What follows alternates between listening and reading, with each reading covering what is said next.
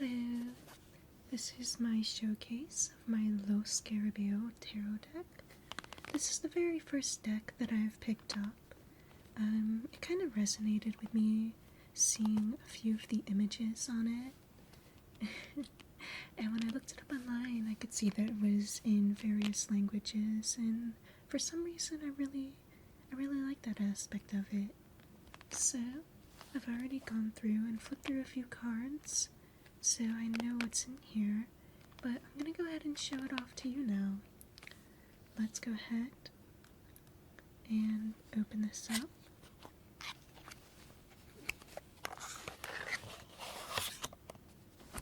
One didn't want to come out. Alright. So, this box comes with a little guidebook, and it gives the details of their thoughts when making the deck, the team that went into it. It gives a few meanings of the cards, and this deck is actually a combination of the most common tarot decks with the TDM, Wade Smith, and Throth. It also gives the thought behind the illustration of the cards and just how to use it as a whole. And they go in and say what each of the cards meant to them in the book, but we're welcome to draw our own interpretations of everything.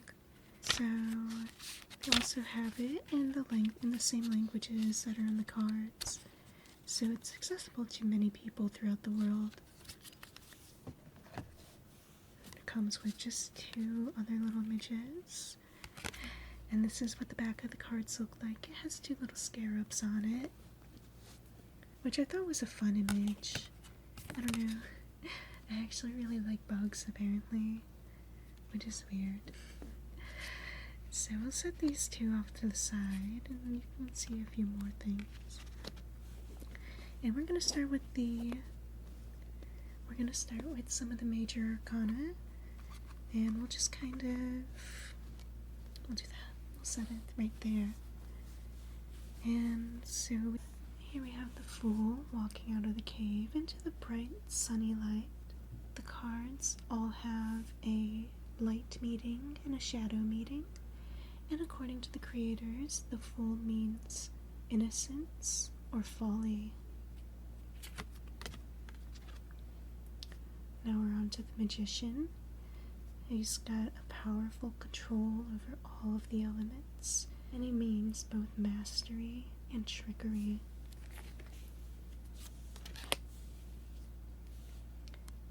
Here's their illustration of the Priestess.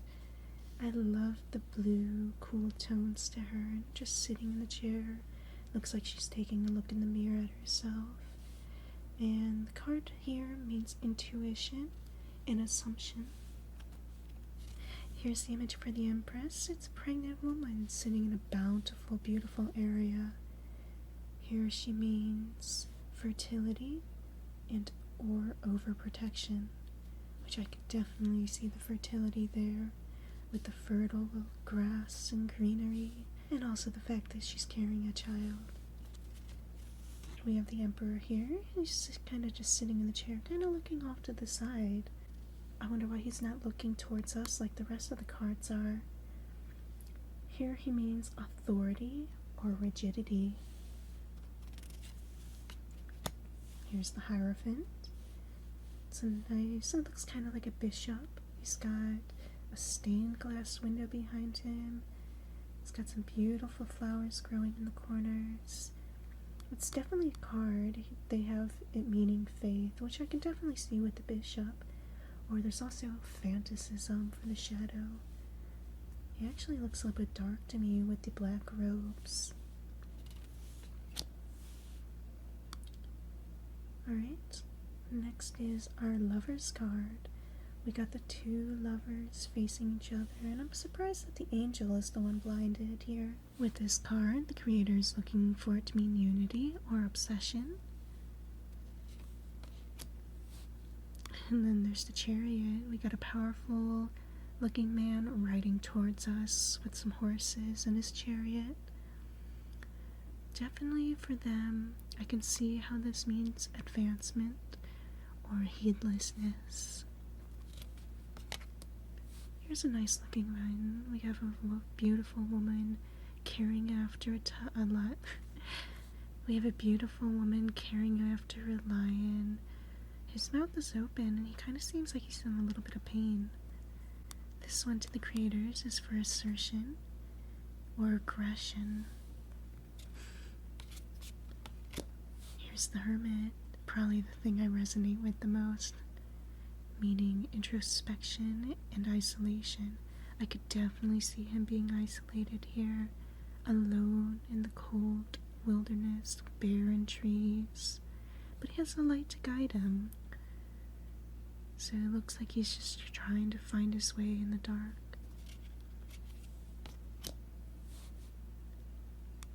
Here's the wheel, everything just going a big cycle. This card is for revolution or repetition as things go over and over again. There's justice. We got a woman sitting on a throne, sword in her hand, scale in the other. She's overlooking, it looks like a baby with a blindfold on. Justice is for balance or prejudice. Here's the Hanged Man, and it looks like he's being hung by the foot by a snake. The snake's tongue's out, so he's taking a little sniff of the man, wondering if he's gonna take a bite. It seems a little bit foolish to me, but for them it's for transcendence or treachery. I'm definitely reading into the treachery with this card, especially with the snake there. Here's death. I love the art of this. The skeleton walking through the barren waste, a shattered cup, a broken sword, a broken wand, and it looks like little bits of coins there. This card is the conclusion of things, but also reduction of things overall, as everything is just reduced to a barren waste. Here's temperaments. We got an angel, 2 different colors of wings. She has yin and yang upon her chest as she's pouring things all together. Temperaments is for meditation and extremism, almost like you see things in black or white. Here we have the devil. He's sitting on a throne with 2 people beside him. They're not chained up, but it looks like they adapted a few of his attributes, growing horns upon their hair, ripped clothing. But the devil's not a bad card all the time. So it looks like the devil here stands for sensuality or licentiousness. Here we have the tower. It's being struck down by an eye in the sky. Destruction reigns as people fall from the building.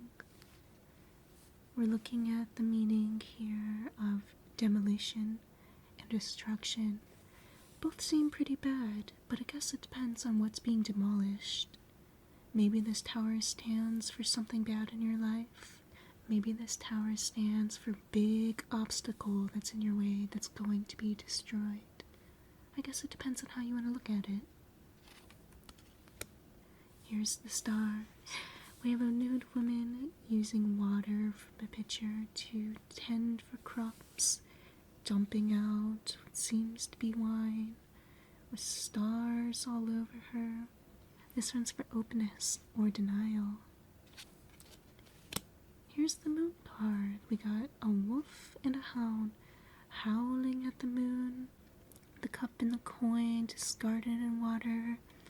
It's bright outside.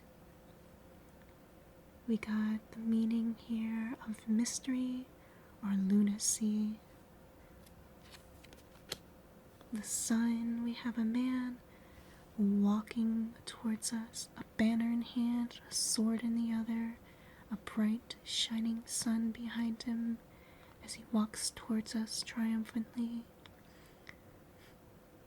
This one is for energy or giddiness. I mean, I would definitely be giddy if I had been walking away from a battle or something like that, triumphant. Here's Judgment, an angel in the sky that two people are praising, maybe asking for help as they stand in destruction, or as they're raising from the grave to come and join them. Definitely looks like their time might be up there. For this, it means revival, or it's time to evaluate. Revival and evaluation. This is the World card. We got everything together in one place. A person with the world in their hands, being able to mold anything they want to it.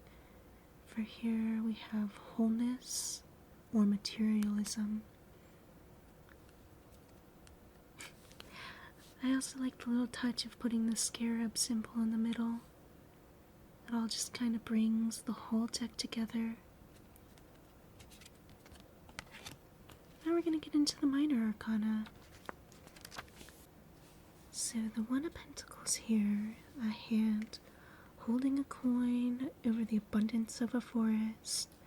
This is a blessing, or it's here out of obligation. The Two of Pentacles, kind of an Ouroboros of a snake eating itself. This one's for either comparison or deliberation. Here's the Three of Pentacles. It's a man practicing his craft as he creates more and more. This one is for performance or variance. The Four of Pentacles. We have a man sitting. He looks poor in the center of all of his belongings, while there's a lush world outside of him, but he's got everything together. This one is for conservation, but also greed. Let me organize this.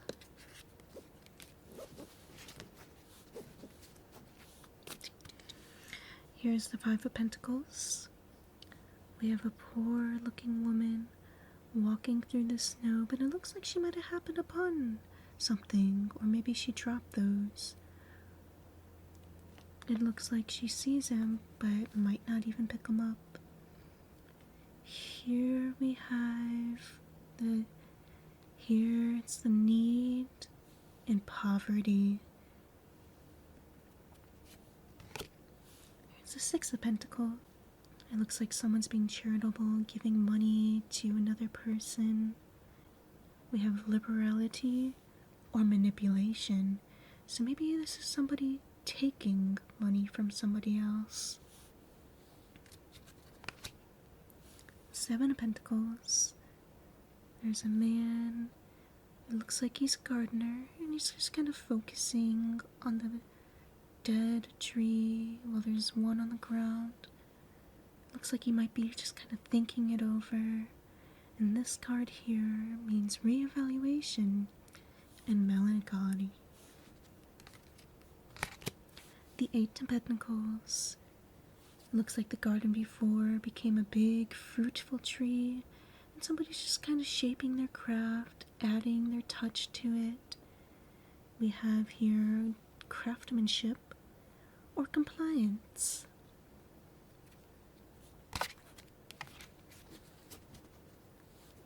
The Nine of Pentacles. A woman walking through, enjoying the spoils of the garden. Here we have discipline and overconfidence. And finally, the Ten of Pentacles. We have an old man with everything gathered in his hand. We have a child and a dog looking on, because I'm assuming he's the one that provides for them. Here we have the abundance or extravagance. So he has so much that he's going to go and share with everybody else. this one. This was the Princess, or the Knave of Pentacles. She's got a hand with a coin and another on the ground. It almost looks like it's a lot for her to carry. Here the Knave of Pentacles means cautiousness or carelessness. The Knight of Pentacles. We have a man riding on a bull, the sun setting behind him. He looks a little distraught. Here we have practicality and waste. The Queen of Pentacles. A woman standing in a lush garden, coin in her hands, fruit on the vine. She looks a little contemplative as she's staring off into space. And this one is for comfort or laziness.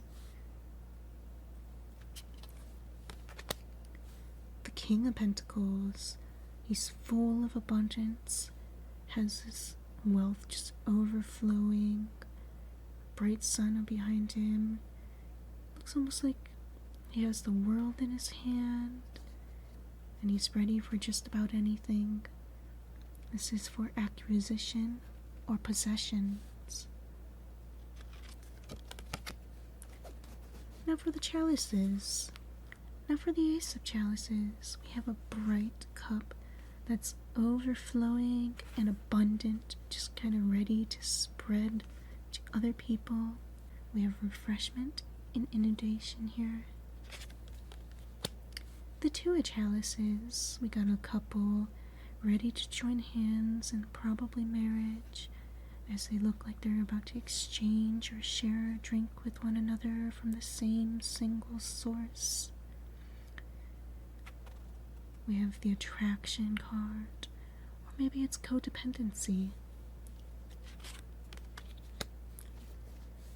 The Three of Cups.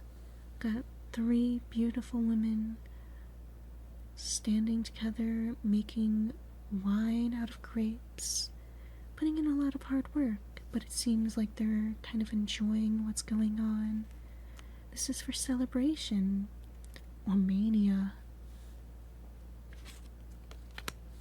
The Four of Chalices. We have a man sitting at a table, not even looking at the cup that's being filled, while three others are spilled over. Kind of, there's a thought right behind him of what he could actually have, but he's not really paying attention to it. This is for satiation or boredom. Here's the Five of Cups. We got two cups that look like they could be filled with wine, while three are facing down, empty. He looks upset over what's ahead of him. It's definitely a cup that means regret or despair.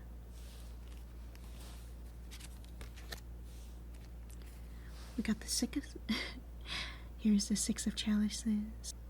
We have a woman standing in a fountain with plenty of water just overflowing, enough that she feels safe to go wash her fruit in it. This card here means plentiful, or maybe deficit. Here's the Seven of Chalices. We got 7 cups filled with all sorts of different things and sorts of possibilities. But they all look kind of dangerous, except for a few. I guess it kind of depends on what kind of choices you make, what you want to go after. Here, this means imagination or illusion. I guess whatever you can imagine is within these cups here.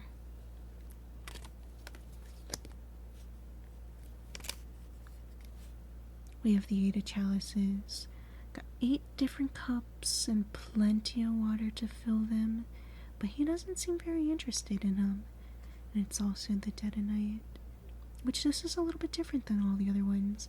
In all the other ones I've seen, the cups are all incorporated into what's going on, but these are just kind of laid on front while this guy does whatever he wants to do. Here, this card means longing or placeability.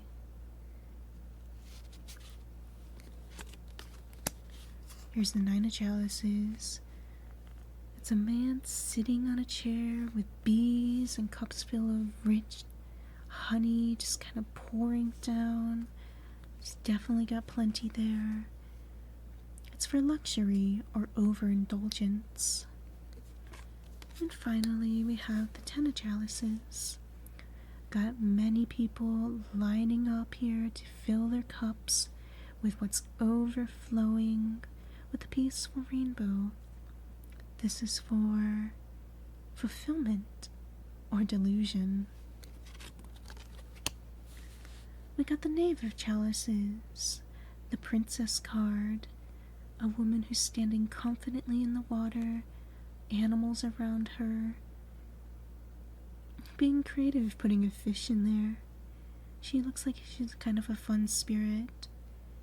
Here, it is intensity or superficiality. The Knight of Cups. There's a man riding on a dragon in the water, a small snake in there. My first thought is the snakes wanting to be a dragon. This is for zeal or intolerance. Maybe he just doesn't like that snake there. The Queen of Chalices. She sits on a lotus flower in the middle of a pond. A stork there. She has a cup in her hand. She looks a little contemplative again. And this card here is for empathy or pity. And the King of Chalices, sitting again in the water. We have a boat on the shore, so he's on the dock somewhere. And he's just kind of enjoying the wildlife, the sea, beautiful day. Got a cup in his hand. He's composure or rigidity. Moving on to the next group, we have the Ace of Wands. We have a firm, strong stick in someone's hands, but it's just kind of floating in the middle of nowhere. Kind of disembodied. Definitely a magician there. This one's for inspiration or inflexibility. The Two of Wands. We have a man standing with two different banners, kind of like two choices to make. What one he wants to lead his alliance to. They're crossed. It looks like there might be trouble to me. As we look, it is definitely a card of choice or misrepresentation. The Three of Wands. It looks like this man's kind of contemplating something, or maybe he burnt his wands to create a fire in order to survive. He's definitely looking. The card is for planning or dogmatisms. Here he's definitely planning on burning those wands. Here's card number 4 of Wands. We got two people celebrating, wands crossed behind them. Kind of gives me the feeling of union. But here the meaning is of achievement or sameness. So I definitely got the sameness there as them being kind of united. The Five of Wands. There's a burning, a pyre of bunch of wands together. People fighting over what looks like different choices of flowers or birds. This one stands for confrontation and strife. Here's the Six of Wands, a guy marching into battle with people surrounding him, kind of cheering him on. Very confident as he leads on. It's for victory or pridefulness. The Seven of Wands. It looks like this man is running towards the center. His is on fire, so he's probably going to light this archway that he plans to cross. So he's this one This one stands for resolve or defensiveness. The Eight of Wands. Here the wands make up a beautiful golden gate, a rainbow behind him, leading to peace and tranquility, but it looks like the gate might be in the way. I wonder what this meteor is that kind of crashed into the ground. This one is for responsiveness or reaction. How are you going to respond to that? Here we have number 9. It looks like a man who gathered all sorts of different wands together, kind of just collecting them, but he's putting them all behind him, and it looks like he's about to burn them all. So he's definitely through whatever he's been doing. This card is for persistence or martyrdom. Here's the 10 of Wands. A person gathered all their wands together, and it looks like they're using their strength to march into town. This one's for tenacity or exhaustion. Here's the Knave of Wands. A woman just kind of standing together. Her wand is a gigantic sun, and she's just kind of out looking to the desert. This is for enthusiasm or inexperience. The Knight of Wands. The Prince. He looks like he's there getting ready to ride into battle, wand in his hand, and he's got very much courage to be riding on a lion. It stands for boldness and bravado. The Queen of Wands. She sits on a throne holding a wand in one hand, a flower in the other, almost like giving kind of life. I wonder what the black cat is there for. The meaning here, attention or distraction. I mean, the cat definitely distracted me from the rest of the card. And then the King of Wands. He's actually standing. I believe all the other kings I've seen so far was sitting on a throne, but this one's standing straight. A lion wand in his hand. His hands are out, and he looks kind of almost commanding. This is for direction and suppression, so he's definitely directing. Last one here, we're gonna do the Ace of Swords. So the Ace of Swords is just a single sword with looks like a crown on it. Crown made of holly and probably a laurel. This one here means objectivity or slyness. The Two of Swords. A blinded woman sitting on a bench, swords crossed. Looks like she might be waiting for something, or just kind of defending herself as she does so. This is a card of truce or impasse. The Three of Swords. We got 3 different swords together. 2 of them decorated by flowers, but the other stabs through a heart. Here this means clarity or heartbreak. I guess it depends on which one that you focus on. Because definitely heartbreak there. Number 4 is Swords. We have a man meditating under a banner, kind of reflecting on what's going on. He's got 2 flowers in his hand. The 4 of Swords here is still a card of contemplation or procrastination.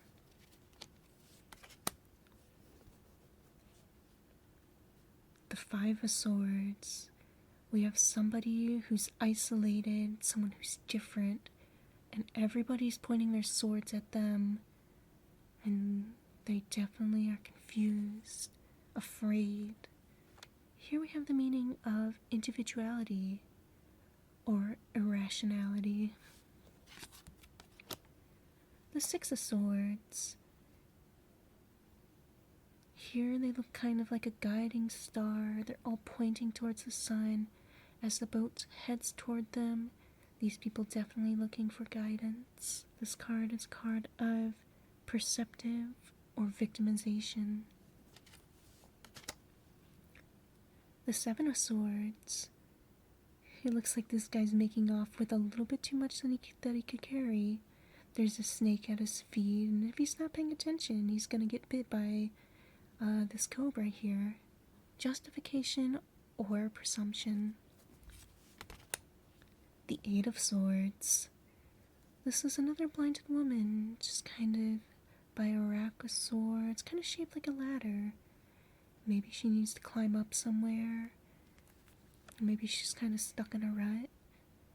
This is a card for limits and restrictions. Number 9. This man looks like he's been through a hard time. The swords in here have actually been used to harm something. There's blood dripping from them. This card means insight or worry. The Ten of Swords. There are swords on the ground. A few of them are crossed together while others stand straight. The guy's definitely walking away. Maybe his battle's complete and he's all finished. It's a card of detachment or ruin. The Knave of Swords. A woman just dressed in a cape.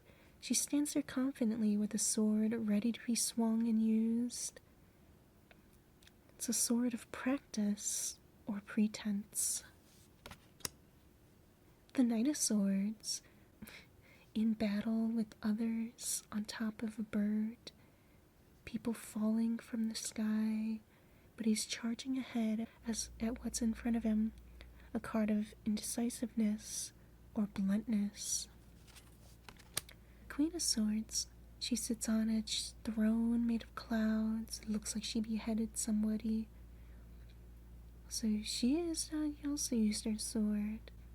Her card means perception or paranoia. Almost like someone's gonna be out to get her. And then the King of Swords. He sits on a throne of clouds. Too. And I was almost curious if the Queen of Swords was going to be holding the King of Swords' head, but he's holding a woman's head this time. His swords point to the sky, but butterflies, which are usually peaceful, fly around him. This is the card of wisdom, or intellectualism. And that's the last one for the Lo Scarebo Tarot card deck. You'll have to tell me what you thought about them, and what you might feel for any of the other cards in the deck. I hope you enjoyed my run-through and my initial thoughts of the cards here, and I hope to learn more about them, get a good feel of everything, and just kind of learn tarot with this. So, have a wonderful day.